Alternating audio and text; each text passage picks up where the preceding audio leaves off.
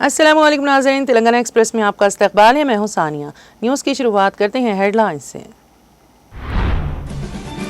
हैदराबाद में असो कैंप्स की CSR और पायदारी अवार्ड्स 2024 के 6वें एडिशन कॉन्फ्रेंस का इनेकाद। नायब वज़ीर आला भट्टी विक्रमार्का ने मेहमान खुसूसी शिरकत करके कॉन्फ्रेंस से किया खिताब। रियासती वज़ीर पूनम प्रभाकर ने चिंतल बस्ती अर्बन प्राइमरी हेल्थ सेंटर और यूनानी अस्पताल का किया अचानक दौरा। अमले की हाजिरी रजिस्टर, मेडिकल स्टोर में अद्वियात का जखीरा, अमले की तादाद और डॉक्टरों की कारकर्दगी का लिया तफसीली जायजा। पोलावरम प्रोजेक्ट के बायस तेलंगाना के देहातों को शदीद खतरा लाहक। मुश्तरका सर्वे नागजीर, जरूरत पड़ने पर कानूनी जंग का ऐलान। आंध्रा में जम करदा 7 मंडलों को दोबारा हासिल करने के लिए इक़दाम का मुतालिबा। प्रेस क्लब समाजीगुड़ा में गोल में इस कॉन्फ्रेंस से सदर तेलंगाना जागृति व रुकन काउंसिल कविता का खिताब।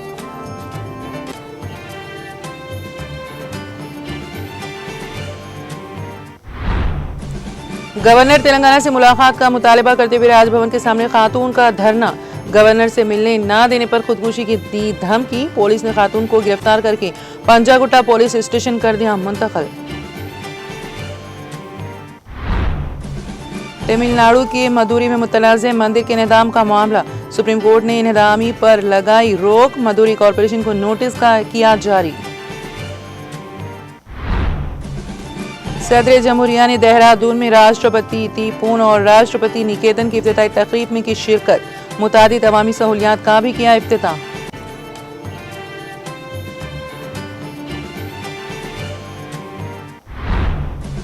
AAP लीडरों को चुकानी पड़ेगी अपने किए की कीमत। दिल्ली की वज़ीर आला रेखा गुप्ता का बयान।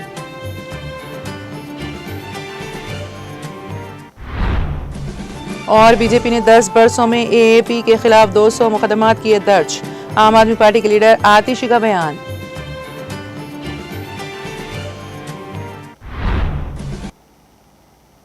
और अब खबरों की तफसील।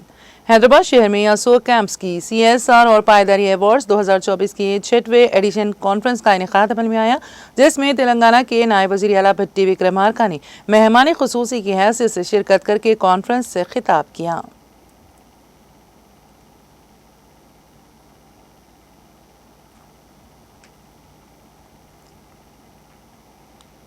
रियासती वज़ीर पूनम प्रभाकर ने चिंतल बस्ती अर्बन प्राइमरी हेल्थ सेंटर और यूनानी अस्पताल का अचानक मुआयना किया। इस दौरान रियासती वज़ीर पूनम प्रभाकर ने अमले की हाजिरी रजिस्टर के साथ साथ मेडिकल स्टोर में अद्वियात का जखीरा, अमले की तादाद और डॉक्टरों की कारकर्दगी का तफसीली मुआयना किया। इस मौके पर रियासती वज़ीर ने तजवीज़ दी कि अस्पताल से रुजू होने वाले मरीजों को बेहतर तिब्बी सहूलियात फराहम की जाएँ ताकि बारिश का मौसम शुरू होने से मौसमी बीमारियाँ ना फैलें। उन्होंने मेडिकल ऑफिसरान को हिदायत दी है कि वो ड्यूटी से गैर हाजिर ANMs के खिलाफ कार्रवाई करें। ANM को हिदायत दी कि वो फील्ड लेवल के ANM को कॉल करें और उनसे पूछें कि वो कहाँ हैं और किस सड़क पर तिब्बी खिदमत फराहम कर रहे हैं। जिस पर उन्होंने फौरी जवाब देते हुए रियासती वजीर से घर के मालिक से बात करवाया। इससे बात करते हुए उन्होंने पूछा कि क्या तिब्बी खिदमत सही तरीके से फराहम की जा रही हैं, क्या दवाएं दी जा रही हैं और क्या ANMs अपने फ़राइज़ सही तरीके से अदा कर रहे हैं। उन्होंने इन्हें हिदायत दी है कि कोई भी मसला मुकामी हुकाम की तवज्जो में लाया जाए और इलाज के बाद अस्पताल आने वाले मरीजों को अद्वियात फराहम की जाएँ और हामिला खवातीन, दूध पिलाने वाली माओं और बुजुर्गों को तिब्बी सहूलियात फराहम की जाएँ। उन्होंने कहा कि अस्पताल में मेडिकल ऑफिसर और अमला तैनात किया जाएगा। उन्होंने OPD वार्ड में आउट पेशेंट रजिस्टर चेक किया और OP की तफसीलात के बारे में दरियाफ्त किया। वजीर ने हुक्म दिया कि जिले के इलाके के अस्पतालों, कम्युनिटी हेल्थ सेंटरों और बुनियादी मराकज़ सेहत में अद्वियात की कोई कमी नहीं होनी चाहिए और मेडिकल ऑफिसर्स और ANMs फील्ड वर्क्स करें। उन्होंने कहा कि तिब्बी पेशा इंतहाई मुक़द्दस और काबिल तारीफ है और गरीबों को बेहतर खिदमत फराहम की जाएगी।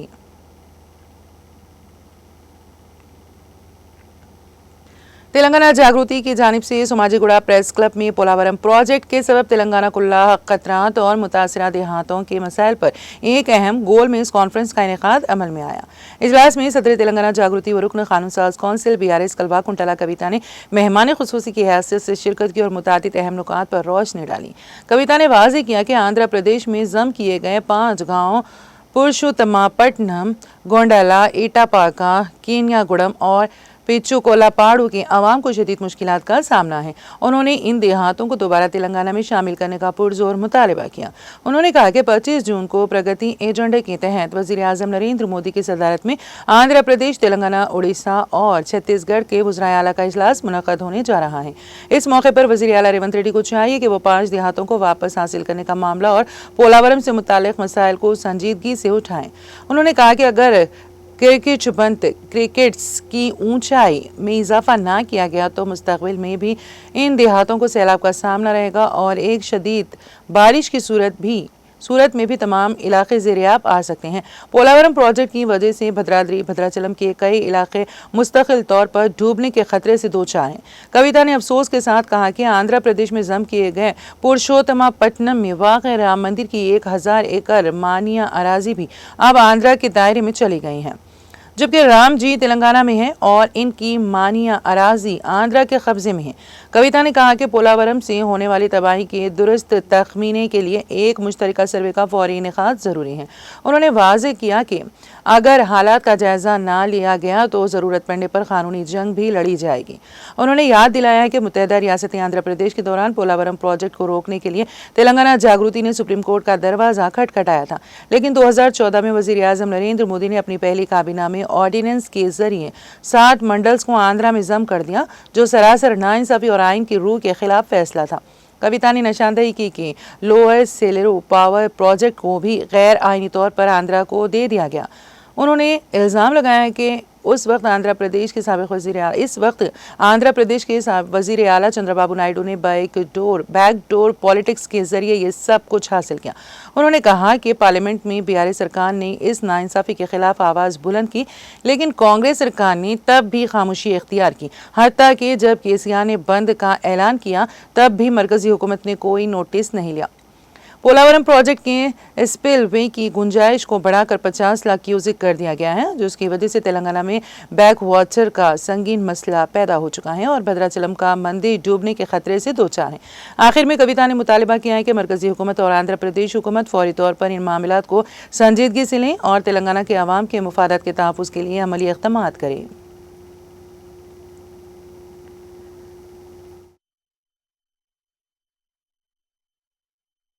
పోలవరం ప్రాజెక్టుకి జాతీయ హోదానిస్తూ పోలవరం ప్రాజెక్టుకి డబ్బులు కూడా కేంద్ర ప్రభుత్వం 90% ఇవ్వాలని చెప్తూ దాంతోపాటు 136 ముంపు గ్రామాలను కూడా విభజన చట్టంలో భాగంగానే ఇవ్వడం జరిగింది.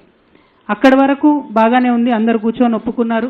ఆ 136 గ్రామాలకు సంబంధించి ముందే ఇచ్చేసినాం విభజన చట్టంలో. కానీ అసలు అన్యాయం ఎక్కడ ప్రారంభమైందంటే కేంద్రంలో నరేంద్ర మోదీ గారి ప్రభుత్వం వచ్చింది. ఇక్కడ మనకు కొత్తగా తెలంగాణ రాష్ట్రం వచ్చింది 2014లో. మొట్టమొదటి క్యాబినెట్ మీటింగ్ నరేంద్ర మోదీ గారు పెట్టిన దాంట్లో ఫస్ట్ క్యాబినెట్ మీటింగ్ 2014లో ఒక ఆర్డినెన్స్ తీసుకొని వచ్చిండ్రు. ఇది ఒక ఆర్డినెన్స్ తీసుకొని వచ్చిండ్రు. అప్పుడే రాష్ట్ర విభజన జరిగింది. అప్పటికే 136 గ్రామాలు ఇచ్చేసినాం.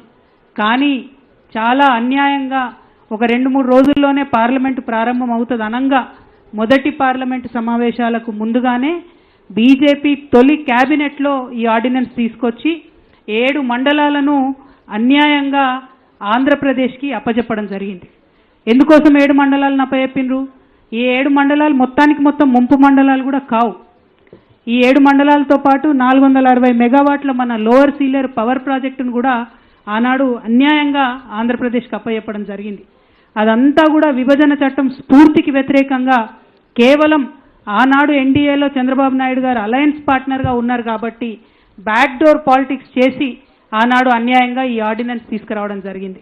మేము 2014లో అప్పుడే గెలిచి ఎంపీలుగా అక్కడికి వెళ్ళి మొట్టమొదటిసారి పార్లమెంట్లో మేము గలం విప్పి మాట్లాడింది కూడా ఈ 7 మండలాలను కలపడం అన్యాయము, ఇది ఖచ్చితంగా వెనక్కి తీసుకోవాలి, ఇది ప్రజాస్వామ్య స్ఫూర్తికి వ్యతిరేకము, రాజ్యాంగంలో ఉన్న ఆర్టికల్ 3కి వ్యతిరేకము, పార్లమెంట్లో చర్చ జరగకుండా ఒక రాష్ట్రం యొక్క సరిహద్దులను ఎట్లా మారుస్తారని చెప్పి చాలా తీవ్రంగా కొట్లాడే ప్రయత్నం చేసినాం.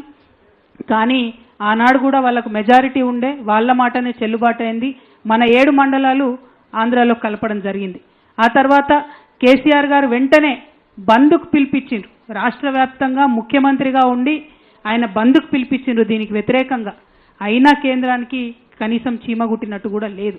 ఆ తర్వాత అనేక విధాలుగా భద్రాచల ప్రాంతాన్ని డెవలప్ చేయాలని ప్రయత్నం చేసినాం. అన్నిటికన్నా పెద్ద సమస్య ఇప్పుడు ఈ 5 గ్రామాల నుండి వచ్చినటువంటి సోదరులు జే సంపత్ గారు భద్రాద్రి డెవలప్మెంట్ ఫోరము, భీమ్రావు రామ్జీ గారు భద్రాచలం తెలంగాణ జాగృతి అసెంబ్లీ కన్వీనర్ గారు, డి బాలకృష్ణ గారు 5 గ్రామ పంచాయతీల సాధన సమితి, ఏ సత్యనారాయణ గారు గుండాల నుండి వచ్చినటువంటి లాయర్ గారు, గొల్లపల్లి శివ గారు 5 గ్రామాల సాధన సమితి, రాసాల నరసయ్య గారు 5 గ్రామ పంచాయతీల సాధన సమితి. ఈ మిత్రుల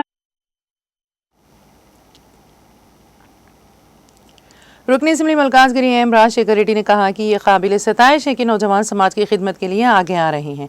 उन्होंने कहा कि उन्हें उम्मीद है कि मजीद लोग उनसे मुतासिर होंगे और उनमें बढ़ चढ़कर हिस्सा लेंगे। रुकनी असेंबली एम राजशेखर रेड्डी ने मिर्चल मल्काजगिरी जिले के नरेटमेंट गवर्नमेंट प्राइमरी स्कूल में ज़ेर तालीम तलबा में किताबें, यूनिफॉर्म और पेंसिल किट्स तकसीम किए। इस मौके पर उन्होंने स्कूल में तलबा को फराहम किए जाने वाले मिड डे मील के मियार की सताइश की। रुकनी असेंबली एम राजशेखर रेड्डी ने कहा कि सरकारी स्कूलों में दाखिला लेने वाले तलबा की तादाद में इजाफा हो रहा है और बड़ी बाटा प्रोग्राम भी कामयाबी से मुकम्मल हुआ है। उन्होंने कहा कि बहुत से लोग यहाँ तालीम हासिल करने की दिलचस्पी रखते हैं क्योंकि हुकूमत तलबा को मुफ्त किताबें, यूनिफॉर्म और दोपहर का खाना फराहम करती है। उन्होंने कहा कि मुकामी नौजवानों विनीत, जगदीश और साई ने तलबा को ज़रूरी किट्स फराहम किए।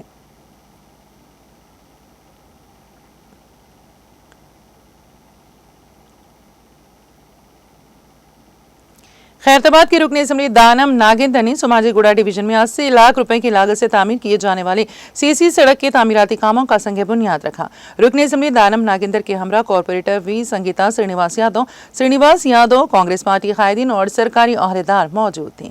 इस मौके पर रुकनी असेंबली दानम नागेंद्र ने कहा कि कांग्रेस हुकूमत अवाम की फलाह बहबूद के लिए बेपनाह कोशिशें कर रही हैं और इसी के हिस्से के तौर पर आज डिवीजन में 80 लाख रुपए की लागत से सीसी सड़क के तामीराती काम का संग बुनियाद रखा गया। उन्होंने बताया कि कॉलोनी में स्ट्रीट लाइट्स, पीने के पानी और ट्रैफिक के मसाइल हमारे इल्म में आए हैं और उनको भी जल्द हल कर लिया जाएगा।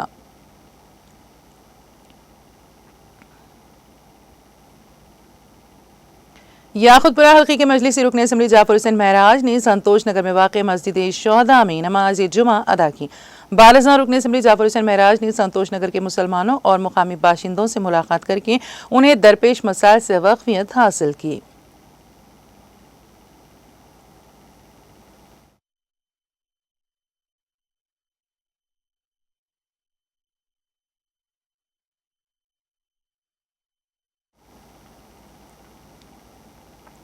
जिले कामारेड्डी के इलारेड्डी मंडल में मुनक़दा भू भारतीय रेवेन्यू कॉन्फ्रेंस में कई अहम दरख्वास्तों की जांच की गई।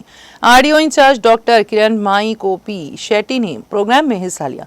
इस मौके पर मीडिया से बात करते हुए उन्होंने कहा कि इस महीने की 3 से 20 तारीख तक जिले में भू भारतीय रेवेन्यू कॉन्फ्रेंसों का वसी पैमाने पर इनेकाद किया जा रहा है। उन्होंने कहा कि सिर्फ इलारेड्डी डिवीजन में कल तक 8000 से ज़्यादा दरख्वास्तें मौसूल हुई हैं और 14 अगस्त के बाद हम इन दरख्वास्तों की मुकम्मल तस्दीक करेंगे और लोगों के मसाइल हल करेंगे। भू भारतीय रेवेन्यू कॉन्फ्रेंस में मौसूल होने वाली दरख्वास्तें मौसूल हुई और सरकारी तौर पर रजिस्टर की गई। उन्होंने बताया है कि इस बात को यकीनी बनाने के लिए इक़दाम किए जा रहे हैं कि लोगों को भू भारतीय प्रोग्राम के जरिए अपने ज़मीनी मसाइल का आसानी से हल मिल सके। इस प्रोग्राम में तहसीलदार प्रेम कुमार, रेवेन्यू इंस्पेक्टर श्रीनिवास, श्रीकांत, राजू और दीगर ने हिस्सा लिया। సో గడిచిన 18 రోజుల నుంచి అంటే మనము జూన్ 3 నుంచి 20th వరకు మనము రెవెన్యూ సదస్సులు అనేది ప్రతి రెవెన్యూ విలేజ్లోనూ కండక్ట్ చేసుకోవడం జరిగింది. సక్సెస్ఫుల్గా అన్ని విలేజెస్లోనూ రెవెన్యూ సదస్సులు కండక్ట్ చేసుకున్నాము. ఎల్లారెడ్డి డివిజన్లో మొత్తము మోర్ దాన్ 8000 అప్లికేషన్స్ రావడం జరిగింది నిన్నటి వరకు. ఈరోజు ఇంకొంచెం పెరిగే అవకాశాలు ఉన్నాయి. వీటన్నిటినీ కూడా క్షుణ్ణంగా పరిశీలించి రెవెన్యూ భూములు ఏవైతే ఉన్నాయో రెవెన్యూ భూముల్లో వాళ్ళు కాస్తుకుండి ఇంతకు ముందు నుంచి లీగలీ వ్యాలిడ్ డాక్యుమెంట్స్ వాళ్ళు కలిగి ఉన్నట్టయితే అందరికీ కూడా న్యాయం చేస్తాము. అయితే రెవెన్యూ భూమిలో లేకుండా ఫారెస్ట్లో ఉన్న వాళ్ళకి మాత్రము ప్రస్తుతము మనము భూభారతిలో వాళ్ళకి రిజర్వేషన్ ఇవ్వలేము. కాబట్టి తర్వాత పోడు పట్టాలు ఇచ్చినప్పుడు దానిలో దరఖాస్తు చేసుకోమని కూడా చెప్పడం జరుగుతుంది. అట్లాగే అప్లికేషన్స్ మాత్రం అందరి దగ్గర నుంచి మనం స్వీకరించడం జరిగింది. ప్రతి అప్లికేషన్ని కూడా క్షుణ్ణంగా వెరిఫై చేసి ఫర్దర్ నెక్స్ట్ 2 months లోపల వి విల్ రిజాల్వ్ మెటిక్యులస్లీ. साबिक रुकन असम्बली मेदक वो सदर बीआरएस पार्टी जिला मेदक पद्मा देवेंद्र रेड्डी ने कहा कि मेदक टाउन के लोगों को गुज़िश्ता 4 दिनों से मिशन भगीरथा के जरिए पीने के पानी की सप्लाई न होने की वजह से शदीद परेशानी का सामना है, लेकिन हुक्काम इस पर कोई तवज्जो नहीं दे रहे हैं। साबिक रुकन असम्बली पद्मा देवेंद्र रेड्डी ने इंटीग्रेटेड कलेक्टरेट जिला मेदक के दफ्तर में मेदक जिले के एडिशनल कलेक्टर नागेश से उनके चैम्बर में मुलाकात की।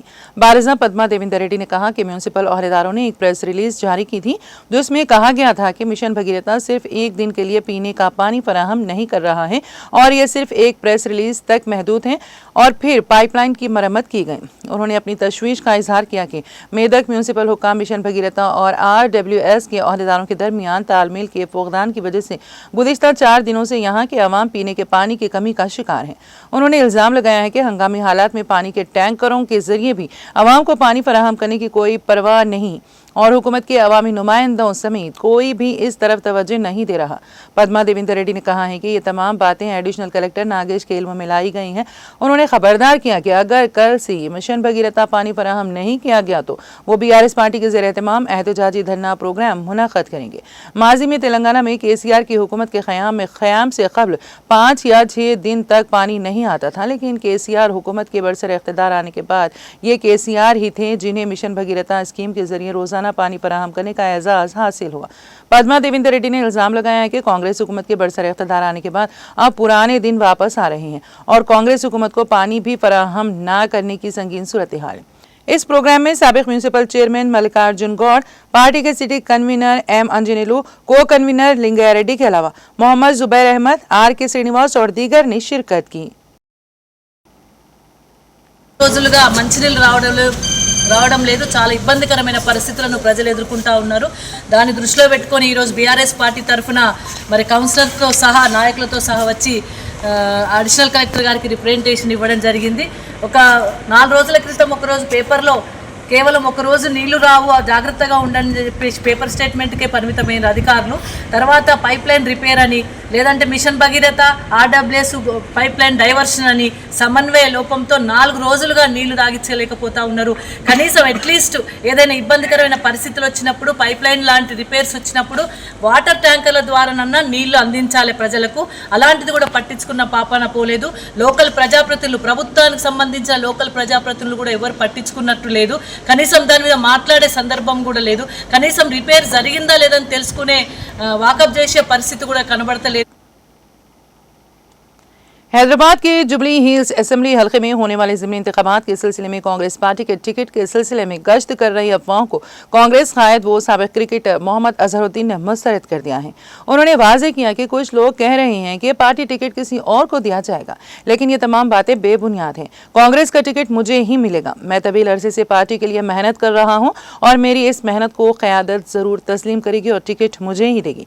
वाज़ेह है कि गुज़िश्ता इंतखाबात में भी मोहम्मद अजहरुद्दीन जुबली हिल्स असेंबली हल्के से कांग्रेस के टिकट पर मुकाबला किया था, लेकिन वहां बीआरएस के उम्मीदवार गोपीनाथ ने उन्हें शिकस्त दी थी। हालिया दिनों खराबी सेहत के बायस गोपीनाथ का इंतकाल हो गया, जिसकी वजह से ये हल्का खाली हो गया जहां करीब ज़िमनी इंतखाब होने वाला है।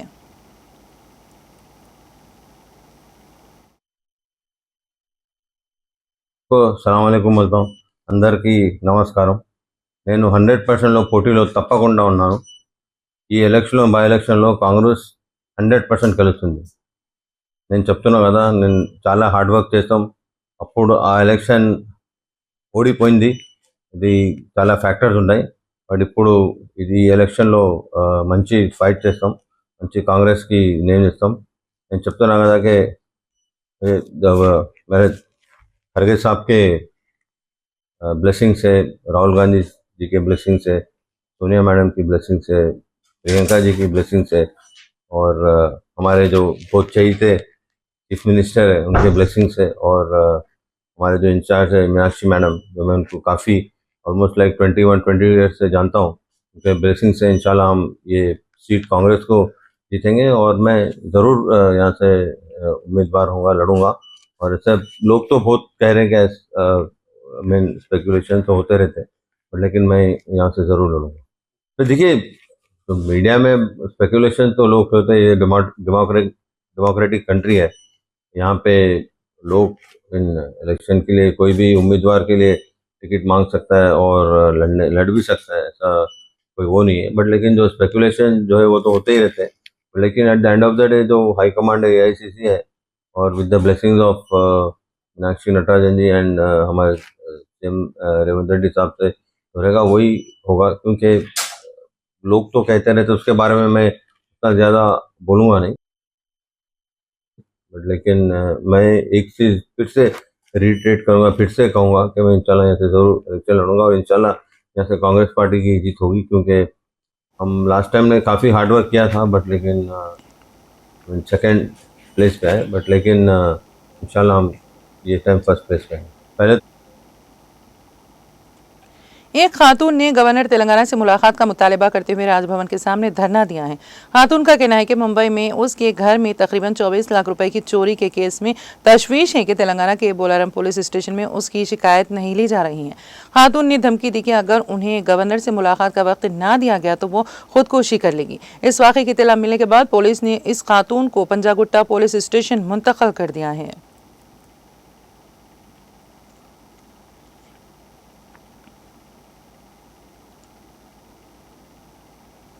हैदराबाद शहर के चंचलगुड़ा मलकपेट में वाक़ ट्रांसफार्मर के करीब आती ज़िदगी का वाक़या पेश आया।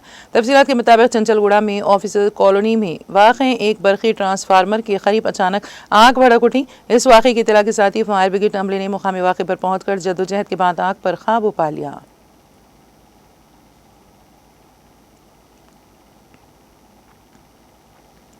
तेलंगाना एक्सप्रेस में आप वक्त हुआ एक ब्रेक का। ब्रेक के बाद भी खबरों का सिलसिला जारी रहेगा।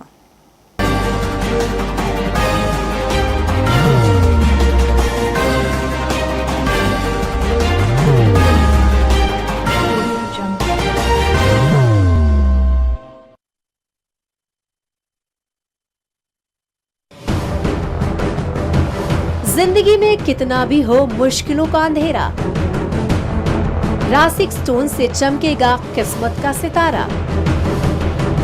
सीधे खानों से निकालकर तराशा गया और डॉक्टर रोशन और डॉक्टर MM रजा के ज्ञान से संवारा गया।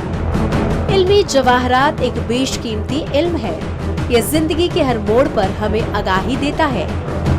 हमारी नाकामयाबी, कारोबार में परेशानी, शादीशुदा जिंदगी में तनाव, औलाद की परेशानी, प्यार के मसाइल, लव मैरिज, पैसों की तंगी, पढ़ाई में असफलता, सेहत में खराबी, क्या यही है जिंदगी? कैसे मिलेगी हमें इन सब से राहत? इन सब मुश्किलों से निजात पाने के लिए जेमोलॉजिस्ट डॉक्टर रोशन और डॉक्टर MM रजा से एक मुलाकात बदल सकती है जिंदगी और तकदीर दोनों। Bangalore, Hyderabad, Visakhapatnam, Vijayawada, Dubai, Delhi, Mumbai. One visit can change your life.